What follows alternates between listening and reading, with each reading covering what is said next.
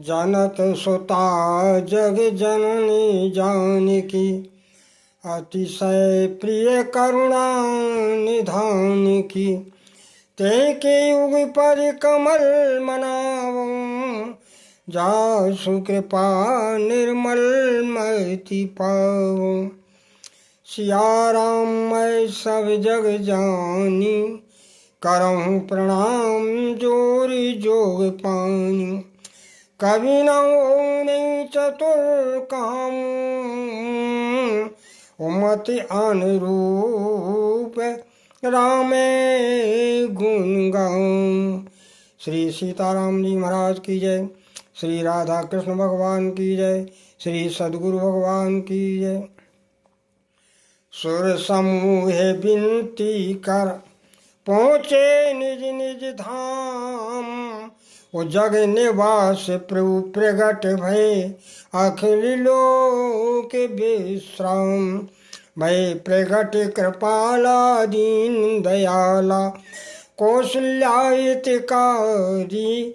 हर्षित मैं तारी मुनि मनहारी, अद्भुत रूप निहारी।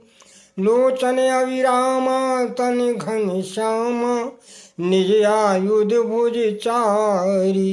भूषण वन माला नयन विशाला, शोभा सिंधु खरारी।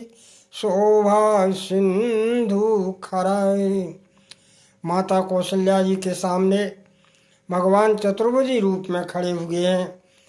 भगवान का दिव्य स्वरूप है, बड़े बड़े नेत्र हैं, गले में वनमाला धारण किए हुए हैं।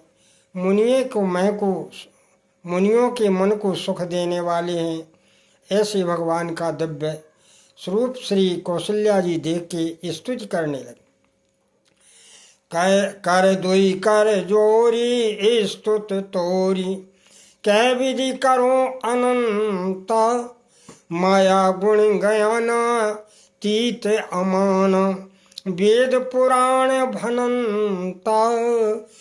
करुणा सुख सागर सब गुण आगर, जय गावै श्रुतु संता। सोम हित लागी जन अनुरागी, सोम हित लागी जन अनुरागी। भयो प्रगट श्री कंता, भयो प्रगट श्री कंता।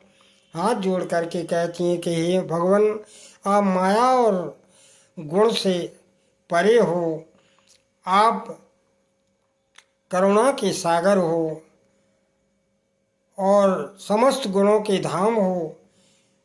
आप मेरे हित के लिए इस दिव्य स्वरूप को धारण करके मेरे सामने खड़ी हो। आपकी जय हो जय हो। ब्रह्मांड निकाया निर्मित माया, रोम रोम प्रतिवेद कहे। मम उर्सोवासी यह उपहासी, सुनत धीर मत थिर न रहे। उपजा जय विज्ञान प्रभु मुस्कान, चरित बहुत विधि कीन चहे। कह कथा सुहाई माँ तो बुझाई, जय प्रकार सुत प्रेम लहे। जय प्रकार सुत प्रेम लहे। हे भगवान, आपके रोम रोम में अनंत ब्रह्मांड समाये हुए हैं और आप मेरे उदर में आए हो।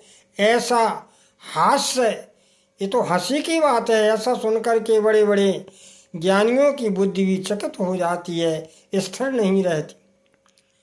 और जब ऐसा माता कौशल्या कहती हैं तो भगवान मुस्कुरा दिए, और जब मुस्कुरा दिए तो माया जो है श्री कौशल्या जी को लिपट जाती है। कौशल्या जी भूल जाती हैं और उसी समय कहती हैं कि हे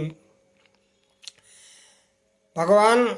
उसी समय भगवान ने अपना पिछला जो है स्वरूप दिखाया कि हे मैया, तुमने हमें पुत्र रूप में पाने के लिए साधना की थी, इसलिए मैं बाल स्वरूप की सुख देने के लिए आया हूँ।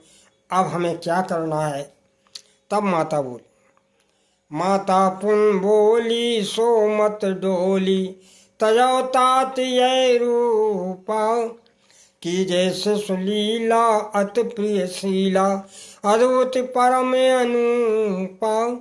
तो सुनि वचन सुजाना रोदन ठाना, हुई बालक स्वर भूपा। यह चरित जो गावई हरिपद पावई, ते न परई भवे कूपा। माता ने हाथ जोड़ के कहा कि हे भगवान, यदि आप बाल सुख देने के लिए आए हो तो फिर आप शिशु लीला कीजिए, छोटे बन जाइए जैसे बालक पैदा होते हैं, जन्म लेते हैं। तो माता की ऐसी श्रीमुख से वाणी सुन करके भगवान छोटे रूप में आ गए और रुदन करने लगे, कहाँ कहाँ कहाँ। महलों में ये बात गूंज गई कि सुर भूपा देवताओं के राजा आए हैं, उनका जन्म हो चुका है। इस प्रकार जो इस चरित्र को प्रेम के साथ गायन करेंगे, गोस्वामी जी लिखते हैं, तेरा परई भव कूपा, वे संसार कुएं में नहीं डूबेंगे। देखो, एक संसार सागर है, सागर में तो आप नौका के द्वारा पार हो सकते हैं, स्वयं तैर के ही पार हो सकते हैं, लेकिन कुआं में तो ऐसा कुछ नहीं हो सकता। कुआं में तो जब कोई दूसरा निकालेगा तब कहीं आप निकल सकते हैं। तो भगवान कहते हैं, मानो ये संकेत है गोस्वामी जी का कि जो इस चरित्र को गायन करेगा वो इस भवकूप से परमात्मा निकालने का वचन दे रहे, तेना परई भवकूप। अब वे प्रदेन स्वर संत तय लीन मनोज अवतार, निज इच्छा निर्मित तनु माया गुण गोपार। अब देखिए, वहाँ पर तो कौशल्या जी कहती हैं हमारे लिए होगी भगवान का अवतार, और यहाँ गोस्वामी लिखते हैं ब्राह्मण, गाय, देवता और संतों के लिए राम जी का अवतार हुआ। तो क्या और सृष्टि के लिए नहीं हुआ? नहीं, सभी के लिए अवतार हुआ। क्यों? क्योंकि सृष्टि में धर्म की मर्यादा रक्षा करने के लिए ये 4 स्तंभ हैं, धर्म, अर्थ, काम और मोक्ष। यहाँ पर धर्म का स्वरूप ब्राह्मण है, क्योंकि ब्राह्मण यज्ञ कराते हैं, धर्म के विभिन्न जो है स्वरूपों को करवाते हैं, तो इनसे धर्म की साधना होती रहती है।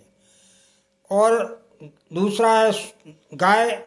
गाय जो है अमृतमयी दूध देती है, जिससे निरोग रहते हैं, और उसके घी से जो हवन किया जाता है उससे देवता पुष्ट होते हैं। तो इसलिए गाय जो है वो, गाय के गोबर से कीटाणु नष्ट होते हैं, बहुत सी बीमारियां गाय के गोबर से नष्ट होती हैं। तो इस तरह गाय का पंचगव्य शरीर की बीमारियों को दूर करता है। तो इस तरह गाय जो है वो आर्थिक स्वरूप का स्तंभ है, ब्राह्मण धर्म के स्तंभ है। अब स्वर देवता कामनाएं पूर्ण करते हैं, तो इसलिए देवता काम के स्तंभ है।